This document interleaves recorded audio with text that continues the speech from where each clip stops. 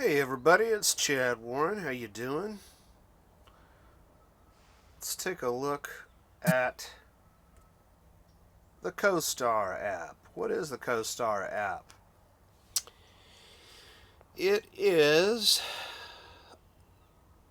an astrology app.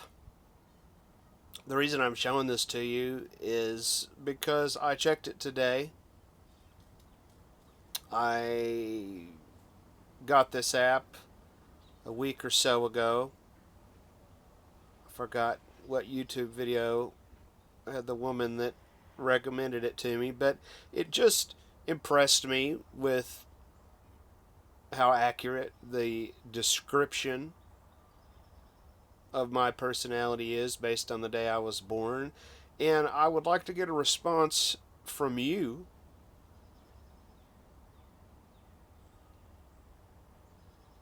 How I don't understand. I mean, why would I? I'm not stupid. Uh, so if this accurately describes me, then what motivation would I have to say that other than that being true? So I don't really understand people saying that it doesn't describe them. I understand that everybody can't be the same, but if you're interested in sharing your truth because you already know that your star chart does reflect your character and vice versa, or if you want to challenge yourself to be open to see, well, then please, by all means, check it out. And, while you're at it, why don't you download this CoStar app? I'm not sponsored or anything, but I like the idea of us recommending apps to each other under the idea that we should be more involved than just being isolated consumers. We should be making our own apps. I should be doing more than trying this grasshopper computer code education app a few times a week. I need to really learn how to code, and since I enjoy using the phone so much, as we all do, it's like being illiterate in terms of reading and writing, isn't it? To not know how to code. Okay, so I just saw that it said, "Good evening, Nebuchadnezzar 76. My name Chad comes from Nebuchadnezzar, if you didn't know. Your chart." Okay, so let's see what this is saying here. Signs. Okay, Aquarius. Okay, now I understand, I think, how to read this. So it's saying Aquarius is in the ascendant. And I think ascendant means like, in the morning the sun's in the east. So that would be over here for you, I guess. So, I don't know. What does it matter? It's in the east, and then it rises to 12 noon, and then it sets at sunset. So I think that means that in the natal chart, which I'm trying to learn about astrology here, and in general, is interested as I am in fringe metaphysical topics, it really annoys me that, not only did I rebel against my Christian upbringing and the ideals of America, even though I very much defended and was interested in those ideals, but then, saw that we don't really, we're all hypocritical just in general.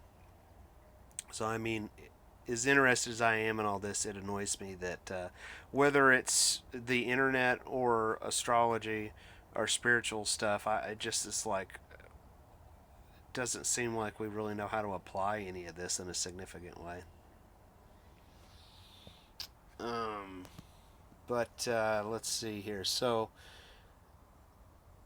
yeah, I think on the natal chart, it's like, I guess the Earth is in the middle, and then the different signs are relative to that. So, Pisces is in Mercury, Venus.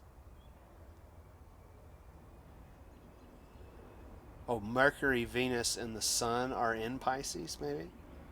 And those are the different houses of the zodiac.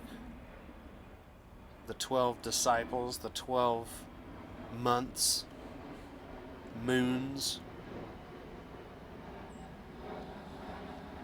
Okay, so then we got Jupiter is in Aries. I don't know what these numbers mean because it skips 4 there and 7. Mars and Saturn are in Cancer. Pluto is in Libra. The Moon is in Scorpio. Moon and Uranus are in Scorpio, and Neptune is in Sagittarius. Those are the houses. So you've got signs and houses. Yeah, so I guess the basic idea would be to learn what the different signs represent. But this right here was what seemed really right on. So if you know me, you'll go, wow, that does define Chad, I assume. And then the next question would be, oh, okay, so then you need to know other people's sign to understand them better. And then number 2 would be to learn about how different star signs interact in general, and on and on and on. But is it just me, or is it like there's all these people that associate themselves with being knowledgeable and educating others in regards to astrology, but they don't really share that stuff in a very open way? Maybe they want to charge you money for it, so be it. Or maybe they don't know, uh, or or think to. I feel like I'm sharing more of a concept than I've learned here, and I don't know anything about this stuff, I wouldn't say. But anyway, we'll read this. Sun in Pisces. The sun determines your ego, identity, and role in life. It's the core of who you are and is the sign you're most likely to already know. Your sun is in Pisces, meaning you are fundamentally dreamy, insightful, and in your own world. To a T right there. You exist on a chaotic plane of the divine that is not at all material. I am chaotic. People can't guess what I'm doing, and I don't know what I'm doing because I have such a broad range of interests, and I seem to work better in a supportive role, although,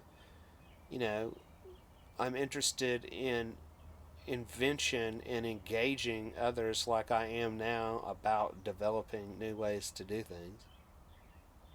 So I have my own ideas and I'm creative, but I'd like to be more productive, ambitious.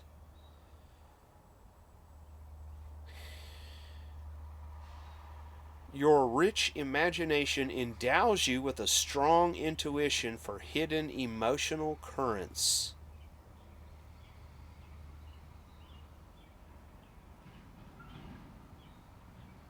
Now that I had to think about.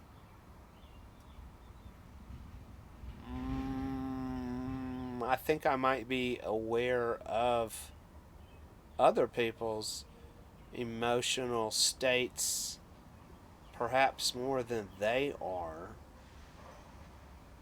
When you take offense, it is deeply. Yeah, just ask my dad. I just apologized after telling him off for a conflict that arose over the phone it was what I took offense to was he started talking about the Democratic debates. I don't believe in voting. I don't trust the government. I would describe myself as libertarian. And I described my point of view of what I thought was happening in the presidential election, which he knows that I don't, support Trump or certainly not the Democrats, but I'm just, you know, I don't see how it's any different than talking about a ball game. I don't bash him or others for being into sports. But but he my read of it was that he wasn't familiar with or didn't understand what I was talking about, and maybe he felt uncomfortable for not feeling smart or thinking that I was a know-it-all or something like that. And so he's like, I don't really care. I don't. It doesn't make any sense to me what you're saying. You know what I mean? So the conflict there was like, I'm not interested. You know what I mean? And I it erupted in me, and it was like, shoot, man, I'm not interested in you. At all. You're about as interesting as a pile of poo. Whatever. That's how I went off. So that is so true that I take offense deeply when I do. And you aren't necessarily interested in reconciliation. Oh, yeah, I agree. Because I don't think that it's really possible. You know what I mean? Like,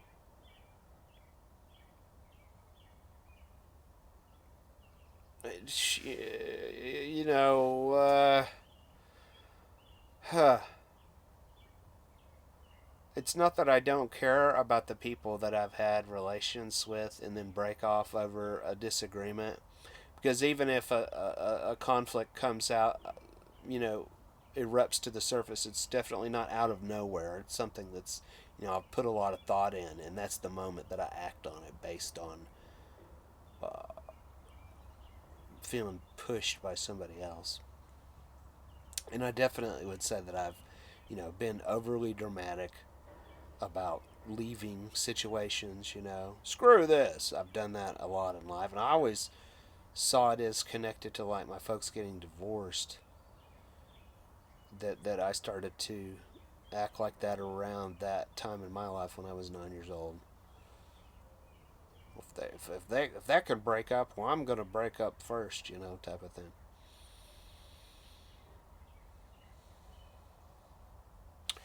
Yeah, I mean, I guess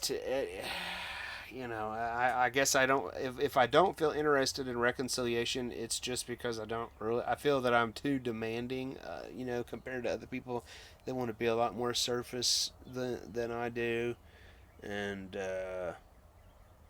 so it just seems hard to reconcile being honest, authentic, and you know what I mean, versus telling people what they want to hear or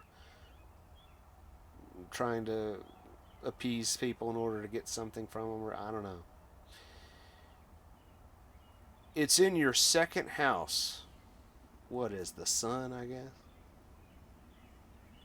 Meaning you feel the need to distinguish yourself from others through money, material possessions, and security. Hmm.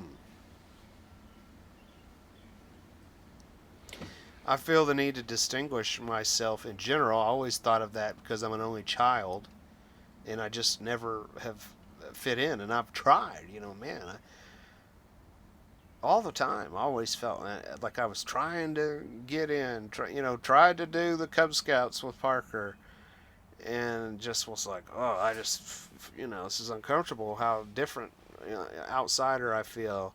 My son Parker, and then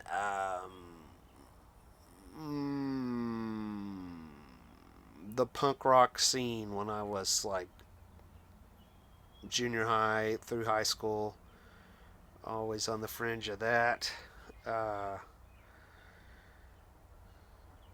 Okay, could go on and on about that. I distinguish myself within this alternative media genre. Here I am making a video, and it's like my big complaint for the past couple of years or more has been we just talk about this stuff and we don't do anything about it. So, this is my feeble attempt to get us. I always think about, I want to talk to the other audience members. And it's not just about me and my ideas. I'm interested in like I hate to say round table because that's what this master class uses to corrupt us by controlling all these sectors and making decisions for us without our input. But I mean a round table of us, making decisions without their input. And I'm more interested in like turning this alternative edutainment sector into a cooperative education alternative, kind of like the scouting organization, but for adults, for everybody.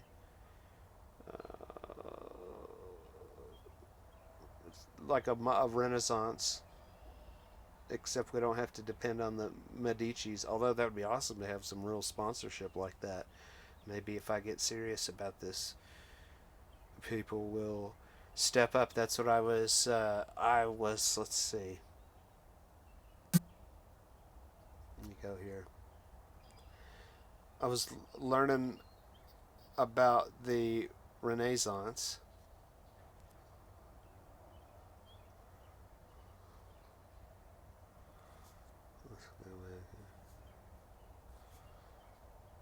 Okay, this Chris whatever here at a TEDx in Berlin was talking about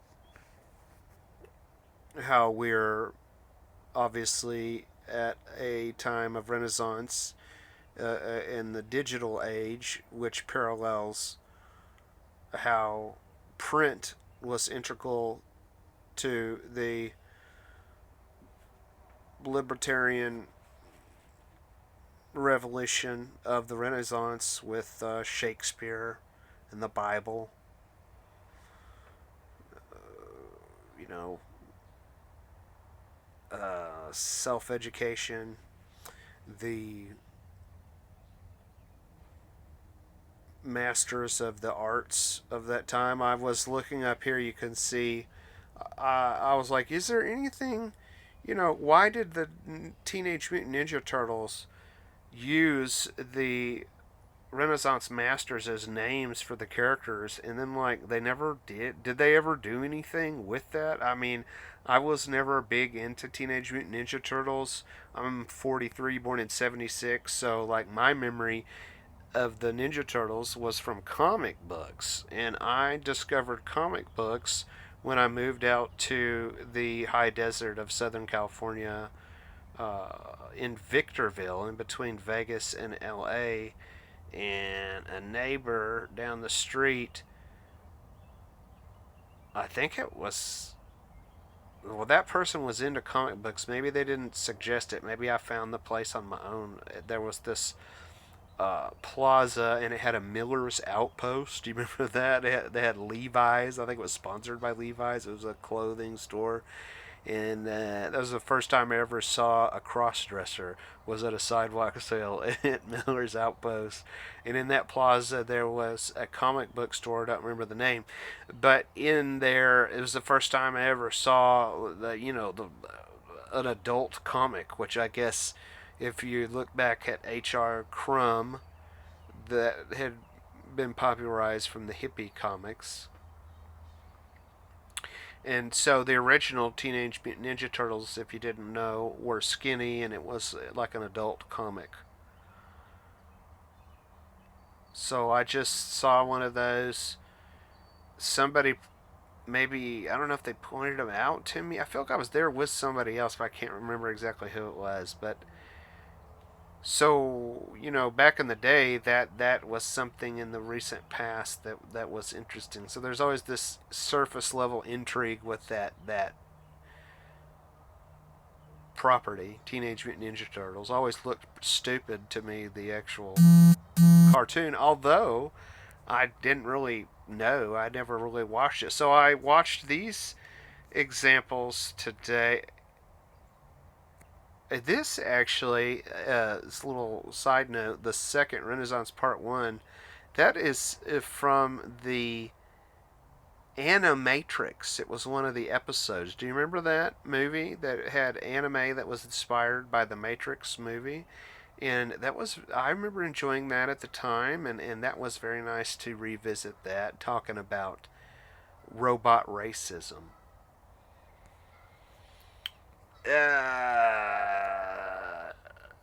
Yeah, so that's kind of a departure there. But just to say that, like, this uh, 25th anniversary origin story in the animated show, as well as the 1990, I believe it is, Ninja Turtles movie. That seemed way more watchable. I'll watch that with my 10-year-old son. Yeah, so this is the documentary that looked promising. I need to go back and watch that. But Deutsche Welle documentary, the Renaissance, the Age of Michelangelo, a new type of man. So,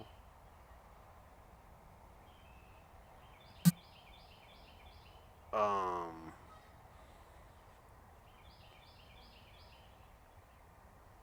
a Renaissance man. Oh yeah, there's another reason why was looking at that.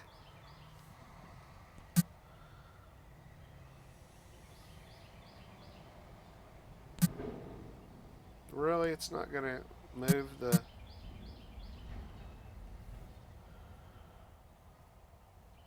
I want to watch this East of Eden movie. I saw an interview with what's his name, Dennis Hopper, on Dick Cavett in '94, talking about the usual question, what is acting to you? And Dennis Hopper talks about literally wrestling with James Dean while working with him, I guess on Rebel Without a Cause, is that right? And he threw him in a car, he said. And it was like, you're the best. You got to tell me how you do what you do. And he said, when if you're smoking a cigarette in a scene, for example, really smoke the cigarette.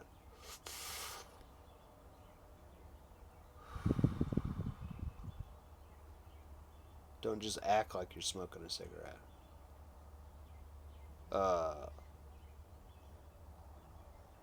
so this is a good episode here. Benjamin Balderson talking about uh, alchemy in reference to I was interested in this because I'm hearing more on these shows for the past year. I would say that most of them, like Greg Carlwood from the Higher Side Chats, Freeman Fly from Freeman TV, um, Eddie Bravo. People are speaking like, hey, like, we got to get this show on the road. This edutainment stuff is bull crap. The internet is not the revolution that we hoped it would be as it exists currently. I think we just overcome with it, like smoking too much weed, and we need to really look at the practicality to balance the spiritual nature of all this stuff. Let's see. What am I looking for? The guy Renaissance.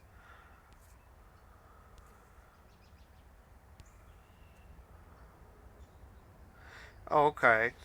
Yeah, so this episode, Stolen Paradise by Stefan Verstappen, he has a book that has come out. I don't know what the name of it is. Maybe we'll find that here. But it's like a, solutions oriented book. And he considers himself a Renaissance man, being a musician of a novice level and artist, sculptor.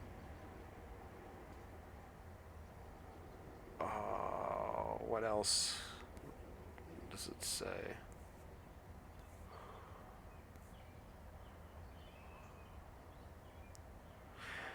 Martial arts, urban survival,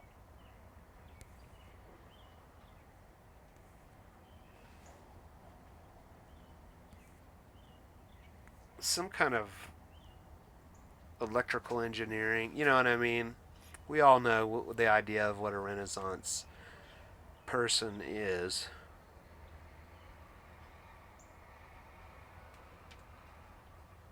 But, oh, here's this book. The Art of Urban. No, that's an older one, isn't it? Maybe that is this new book.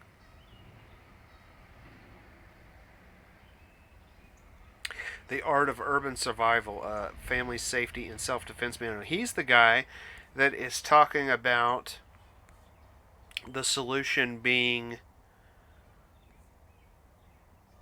mutual aid societies. Let's look that up.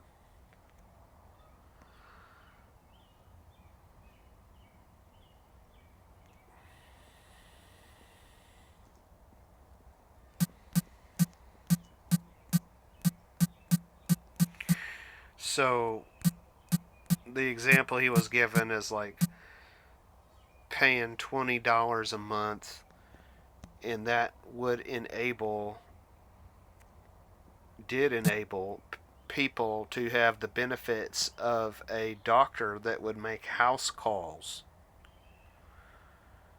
And this was before the age of insurance.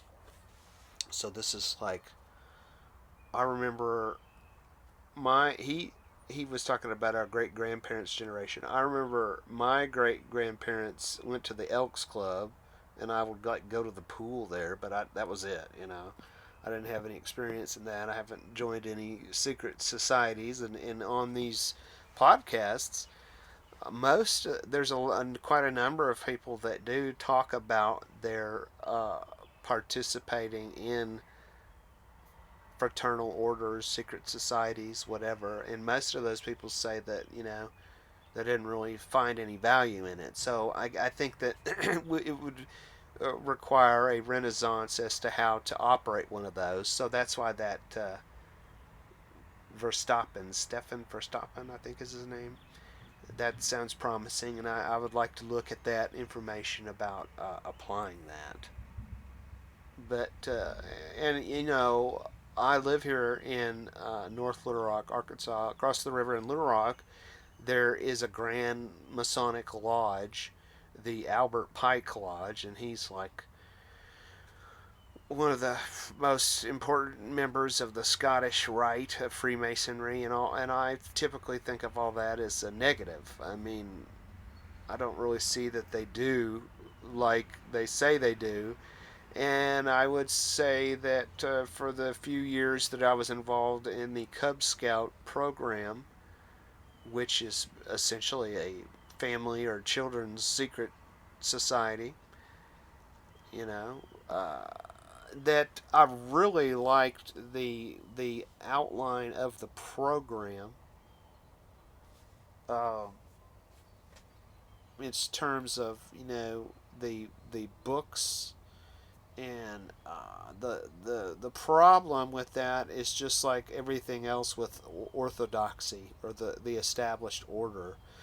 We're really just like both the mainstream and alternative communities are retarded. There was a band when I was a kid, Devo, referring to the idea of de-evolution, which is just such an apparent, obvious truth. I can remember arguing with people about how new music sucked. I didn't like the grunge scene, That was about the time that I really started to be disagreeable about alternative music, let alone pop music.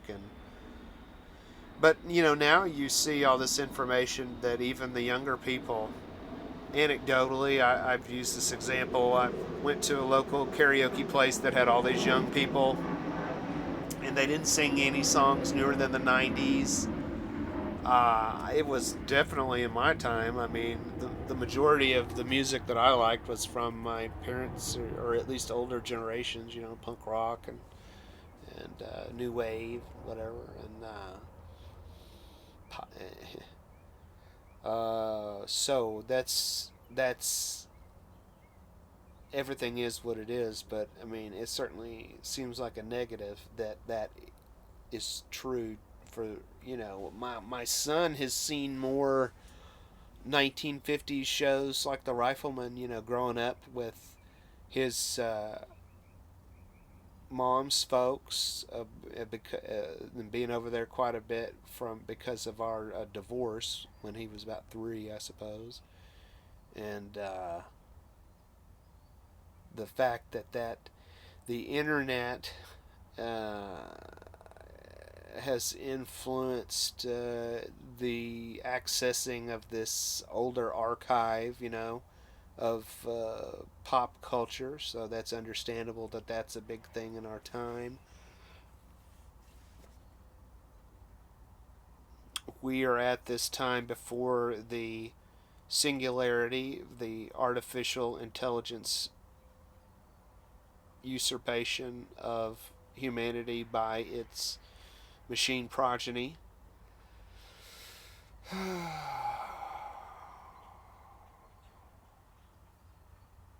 So, it's definitely time for there you go. It's the Renaissance meets the Armageddon. Here we are in the midst of the COVID-19 situation, which I think it's a pretty easy bet to say that this will be a lot bigger than the virus itself.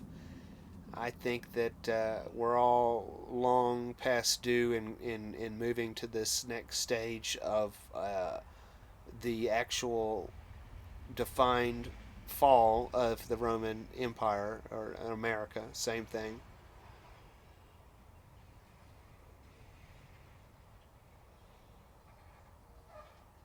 Yeah, mutual aid. So, I think even though we're well acquainted with the difficulty of finding anything in common with each other in humanity, in the United States, uh, millennials to boomers, and et cetera, et cetera. I think that we're going to evermore be acquainted with the odd fellows of extinction and invention. You know, that they had the plague, the Black Plague, I think it's called, of Europe, that wiped out half the people.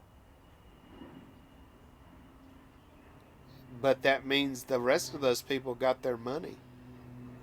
And these royal houses competed, and that's where the celebrity idea came from, that documentary was telling me, as well as the starving artist. But that, you know, this weird duality to where a lot of those artists were not even named, as that transition to focus on humans becoming like gods, the Luciferian liberal perspective, and I think it's just so important that we understand how this is our foundation. So, I mean, you can't have the American values are Masonic, Luciferian, revolutionary values. So we've got to grow up and really understand that I don't I agree with a lot of the things that people are attracted to Trump for in terms of nationalism, but to me, I'm more in the fringe in that I'm like these this master class of Venetian merchants, the globalists, right? They're the ones that created nations. I mean, these are all crown colonies. So I don't, you know, I'm just defending that kind of an idea in terms of protecting culture, which I think we would do well to, if you are feeling that America is in decline. I think we would be really smart to pull a Trump, to take a failed, failing property, that property being Europe and the United Kingdom, and embrace our connection to that, and give that a place to grow. Like I'm interested in medieval combat leagues are growing in popularity, and I think that there's a place in Pulaski Heights, which is a neighborhood in Little Rock, that they're wealthy enough to do that. I think that that makes perfect sense. You know what I mean? Like that would be a good way to engage nerds, which is what this internet society uh, create has created, to merge with the MMA realm. That would be really cool.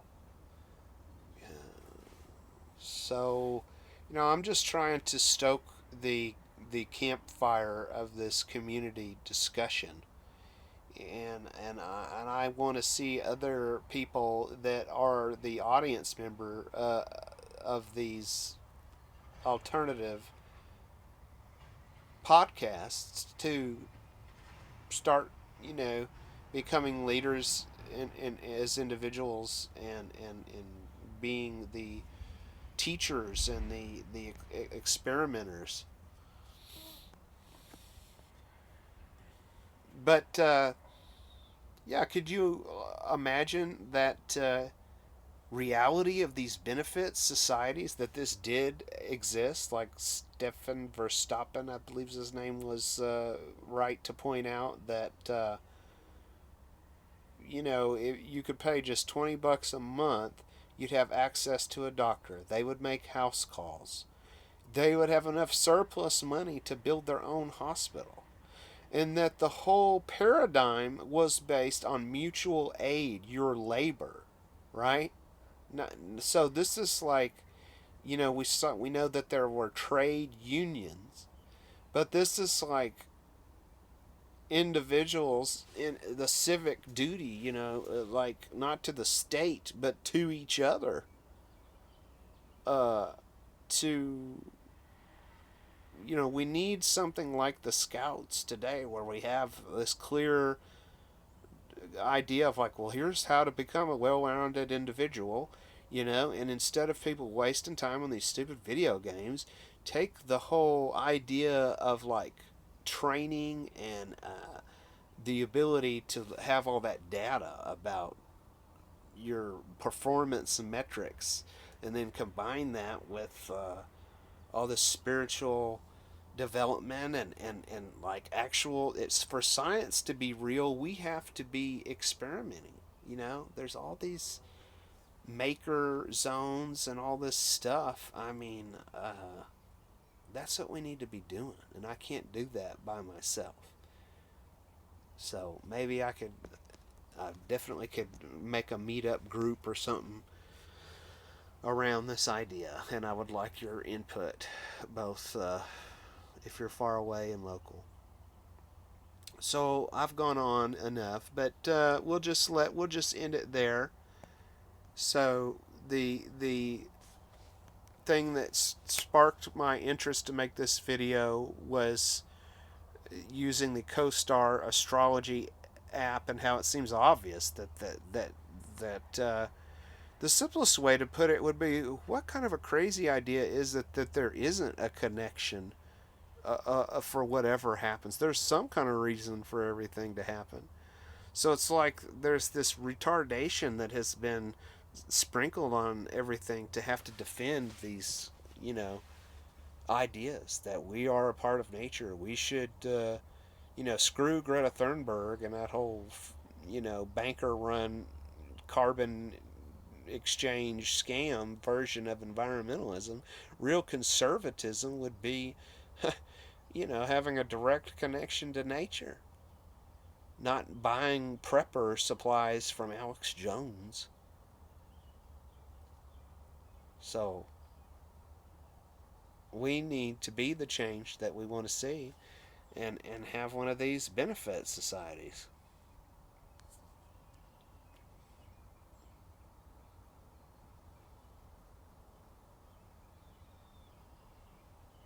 I wonder who that is.